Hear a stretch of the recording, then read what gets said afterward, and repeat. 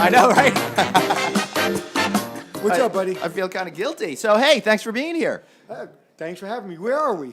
We are at the Gaylord National, coming live from the casino. Man, I feel like I've been traveling Well, way there's a too much. casino across the street, and somehow I may make my way over there. I think I'm going to make my way over to the MGM Grand, too. But actually, we're here at the live at the AHOA National Convention, their annual convention here from the Gaylord National, coincidentally, just outside Washington, D.C. And yeah, sure, you guys are watching on Anthony's page, but I got the No Vacancy podcast. And Anthony and I are going to be starting our own podcast series. And, I've been trying to think of a name for this, and I'm thinking maybe The Master and the Moron might be a really good idea. So we're actually thinking of a name for our new podcast. We've already put 5 in the can. So it was, and you guys can vote on this. It was first called The Yin and Yang of Hospitality, because he's the yin, I'm the yang, or I'm the yang, he's the yin. Yeah, depending on the day. And so Glenn is, if you're in the hotel business, you know Glenn. If you watch TV, you may know me. But so we thought the yin and yang. But then we're just thinking maybe the Anthony and Glenn show, talking travel. Yeah. Anthony and Glenn talk travel. How about that? I think that's good, but I want to ask you folks out there in Facebook Live Land, what is your name that you would give the perfect show for Anthony Melchiorri and me, Glenn Hausman, currently host the No Vacancy podcast, but soon to be co-hosting and running the show behind your awesomeness. How about hair and no hair? I like that. that might work. Right? Yeah, let's see. How about the bald guy and the beauty? How about 2 guys in hospitality? I don't know. So you figure it out, and we'll just talk. So AHOA, we're in AHOA here in Washington. So what does it stand for? Okay, so for those of you who don't know, it's the Asian American Hotel Owners Association. And what I love about AHOA is this community represents 65% of all hotels owned in the United States. How amazing is that? What a true American success story these people have been. It's amazing. And when I tell people that, they like, that can't be. It's 100% true. And it's amazing. And they've really developed helped develop these brands. Right. Whether it be, the brand we're in right now, Red Roof, or the other brands, they've really been the pulse of the brands. Yeah, absolutely. And what I love about that is it's just such a great community. They came over here to the United States with absolutely nothing. And most of the people came from one particular state called Gujarat in northwestern India, which is pretty amazing to me that they were all able to come here. And what they did was one guy bought a hotel. They lived in the hotel. They raised their family in the hotels. They bring over relatives who would live in the hotel. They'd save enough money. They'd buy that guy a hotel. And before you knew it, they took over the entire hospitality business and have affected so much change. But like John Smith in this country, the Smiths are Patel is a big name in the Indian community. Right. But do you know why Patel? Tell us. Because this is what I heard when I was the keynote speaker a couple of years ago at AHOA. One of the gentlemen told me that an accountant that oversaw a piece of land, which was called a pat. Right. Okay. So they associated what they did for a living with their last name. That's where blacksmith Smith, right? Mm-hmm. So he was an accountant. The gentleman who came over, he used to be an accountant over a pat of land. When his ancestors named that, when they first were in India, their name was Patel because they were accountants for a pat of land. Now, I know I stuttered on that like I'm now, and I don't know if I told that story the right way, but basically an accountant came from India and he ran a pat of land, and that's how you got the name Patel. That's pretty interesting That's what story. I was told. Now, well, listen, I'm going to believe it's true, no matter what. But everybody out there will probably tell me that's crap. And while you're listening to our stories, think of a name for our upcoming show. All right. So this is a great fun. This is a great event. I'm having a good time here. I'm getting to broadcast with cool people like you. What are some of the biggest issues that you're thinking about that affects the hotel owner community? I know we got a lot of consumers of hotels over there, but what about those owners? What are they thinking about these days? Well, I think that the brands have done such a good job in developing, brands within a brand, that I think the biggest challenge for owners today is what brand. Right. Okay, and then once I pick a brand, what scale and what tier and what name, and I think there's so many things, and there's so many people soliciting or selling their brand that an owner has a tough time selecting a brand. Well, I got to tell you, Anthony, there's so many hotels right now. Sometimes the choices are made easy. It's not what brand will I want. It's what brands are available, in that area that don't have that area of protection around them. But what I love is all the new personalities that we're starting to see with brands. Long gone are the days with those floral bedspreads, right? And now it's like... I think there was a hotel show called Hotel Impossible that started the trend to get rid of That's those right. floral And I want to thank Anthony personally for doing that, because I'm offended offended if I ever see one of those. But now I just feel like hotels so much better understand who I am as a person and the way that I want to experience a property. Well, you were asking how what challenges owners have, but let's explain how it works, right? Yeah. When somebody sees a Red Roof or a Marriott or whatever brand they see, the first thing they think of is that hotel is owned by that brand. Right. But it's not. It's like it's a franchise. So basically, it's a small business owned by mom, owned by pop, and their family, and they're just trying to take care of their loved ones out there. So to me, it's interesting that the consumers don't realize that. It's they realize McDonald's is sometimes owned by a local guy. The Taco Bell is owned by a local guy. So is your hotel. We hear a lot about these mega corporations. Yeah, sure. You've got Hilton Worldwide. You've got Marriott International, but they're made up of thousands of individual hotel owners who are just trying to pay their bills and make customers happy. Right. So basically, what you do is you find a piece of property, you want to develop it. Once you find a developer, you're looking for a brand. A lot of banks need a brand because if you've never been in the hotel business before, no one's going to give you $10 million or $100 million Right. to develop a hotel. So they say, what brand are you going to go with? And then you start the selection process, which is actually going on around us right now in this convention, of what brand do I bring to the table? And then you put a brand on it, and will they manage it for you? Will they just have their name on it, and you bring in another management company? Do you hire Anthony Melchiorri as a management company? Like, what do you? So there's a lot to it. People don't realize it. You see a Marriott or Red Roof, whatever. It's like, oh, that's who owns it. No, Right. it could be the guy you're staying next to at Starbucks that owns the hotel across the street. Yeah, that's absolutely true. And when you're here at a convention like this, you get to talk to all of the brand executives. I got to interview some CEOs of the major hotel corporations from I Know Vacancy podcasts over the last few days.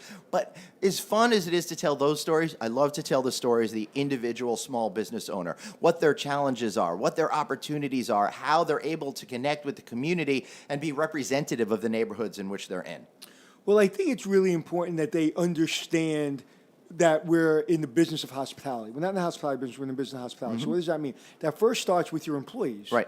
Right? So if you're treating your employees with respect and they understand and you're hiring from your local community, which you usually do, then you use your employees to really bring that culture from the local community into your hotel. Just because you have a brand Right. doesn't mean that you should become whitewashed. Right. What you should do is you should really go into your community and bring that kind of feel into your hotel. And Right. I think that's the biggest misnomer for owners. I always say, don't ask what your brand could do for you, ask what you can do for your brand.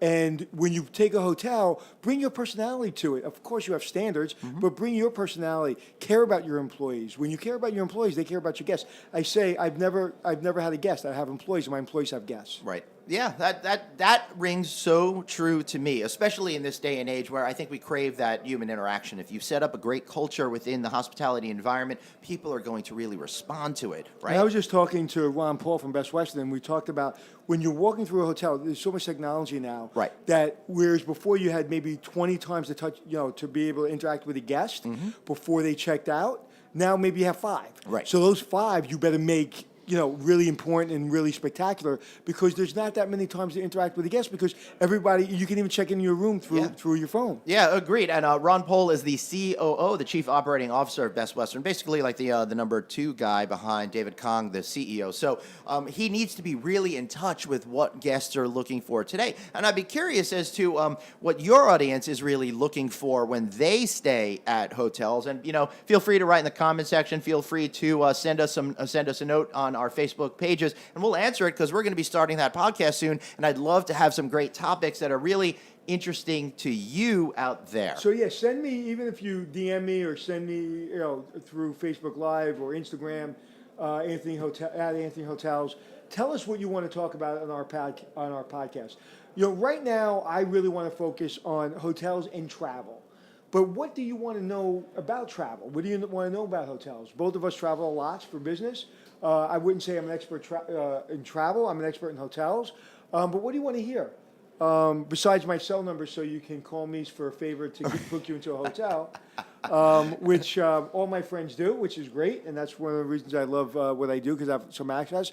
But what are the questions that you ask? One of the questions I get a lot is, travel agents.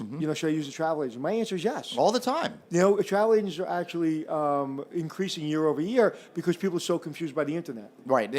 It's funny how something that was supposed to simplify our lives has complicated our lives in a lot of ways. Well, look at cell phones in general, right? Right. Are they simplifying or complicating? It depends. Yeah, I think that they are doing both at exactly the same time. So, what's the big issue that you think that your fan base out there is really interested in? Is it understanding how hotels work, or is it how they can enjoy the hospitality experience more? I think value. Value. They're like, well, I don't mind paying a little bit more, but am I going to get a little bit more? And so I think that's it. What's the value proposition? Right. If you stay at a 3-star hotel, should I stay at a 5-star hotel or a 4-star hotel and pay that extra money to get that value? And that's really what people are looking for. They want to understand there are so many brands, there's so many markets within the brands. Like, where should I stay and what is the best? Do I trust TripAdvisor? Do I trust online reviews? And I always say, what's that old commercial, an educated consumer is my best customer? Right. If you know how to use the internet and you know how to use those review sites, that could be a really good tool. But what I do, this is my secret. You want a secret? Yeah, I'd love a secret. Secret. All right, shh, don't tell anyone. All right. So even if you go to a hotel Right. and you see online, you see 500 reviews. Yeah. But you only see 20 negative reviews.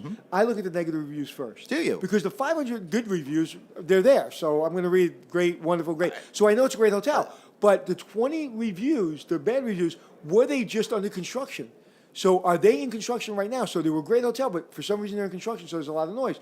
Do they have, all of a sudden, do they have a bed bug problem in the last couple of weeks? So I want to know the bed. Now, if there's a couple of reviews from this year, last year, 3 years ago, and there's 500 good reviews, but there's 50 bad reviews, I'm staying at the hotel. Right. But I want to see if there's a recent problem, and typically that will tell me. Yeah, I think that's an interesting concept, but I would say from my point of view, I've always skipped those negative reviews. When I see so many positive and a few negatives, I just figure that they're the super cranky ones. Well, it depends. Like I said, if you see, like, if you have 50 bad reviews but 500 good reviews, and those 50 bad reviews are over 5 years, that's different. Right. But if I see there's 50 bad reviews and 20 of them from the last month, that means there's something going on at that hotel. Great Could be advice. new ownership, could be a Right. new brand, could be a new general manager, could be a Right. lot of things. Yeah, I'll let you in on a little secret. I never read hotel reviews, and I really probably should. I know I'm getting that look from you, but I always feel like I have to be somewhere in particular, so I'm just going to take that I've never, chance. ever stayed at a hotel without reading reviews. People always say to me, do you stay in bad hotels? I was like, well, I don't stay in bad hotels, one, because I'm in the business, so I have a lot of friends. Number two, life's too short for bad hotel stays. Yeah. I have to look online, and because people always ask me, are you a tough guest? I'm not a tough guest because I stay in good hotels. Right. But if I stay in a bad hotel, I'm not disrespectful, but I can't stay in bad hotels. It's just like it's life's too short. Yeah, well, that makes a lot of sense to me. Although I probably will try to read some reviews, but probably not read reviews so much. Why? Because I love the folks in this hospitality business. I know a lot of guys in this hospitality business and a lot of great women in this hospitality business. And for some reason, I seem to just trust that things are going to be good, maybe to a fault. Trust but verify. Yes, I like that. Was that Reagan? Yes. Yes. I like to keep the conversation very topical Yes. by bringing up all of that stuff. All right, so some final words before we wrap up today. I want you guys to remember, we need a name for our podcast. Anthony's a really smart guy. Me, I don't know, not so much. I'm a hotel guy behind the scenes. I've been a speaker and a podcaster in this business for a long time. He's out there. He's in the trenches, operating hotels every single day, helping hotels do better at their job, helping develop hotels, and of course, helping people right the ship when it goes wrong I got with a great hotels. name for a podcast. All right, what is just it? Came to me. Yeah? Glenn and Anthony's podcast. All right. I like that. I might say Anthony and Glenn's podcast because, like I said, I'm totally riding your coattails on this bad boy. Let us know what you think, what you want to hear from us. We need names. We need topics. We need to know what you are interested in so we can deliver you a great show each and every week, coming soon on Apple Podcasts, Google Play, and everywhere else. And if you want to catch up on something, check out the No Vacancy podcast with Glenn Hausman and my archive interviews with Mr. Melchiorri over here. They are fun. They are insightful. I always have a great time with you, and I'm so excited to be doing a podcast with you every week. Are they really fun and insightful? Yeah, you're fun. You're insightful. I kind of set the bar low for everybody. Well, thanks for having me on your podcast. And what's the name of your podcast? No Vacancy with Glenn Hausman. Thank you for letting me get that in. Remember, wherever finer podcasts are available. And download it today. Thank you so much for watching. And I have one question before we Yes, cut of course. Do you watch podcasts? I want to know. It seems like there's a big trend. Everybody I know is watching podcasts. So tell me what your favorite podcasts are. Are you watching them? And what's the name of our new show? What do you think we should name it? We'll name it whatever you tell us to name it. Okay, number one, you love podcasts, and make sure you let us know that you love podcasts. Number two, we would like that particular name. And number three, tell them, make sure you let them know I'll be a good co-host. How about Hotel Possible Podcast? I love that. Oh, I love that. Why didn't I think of that? All right. I think you just did.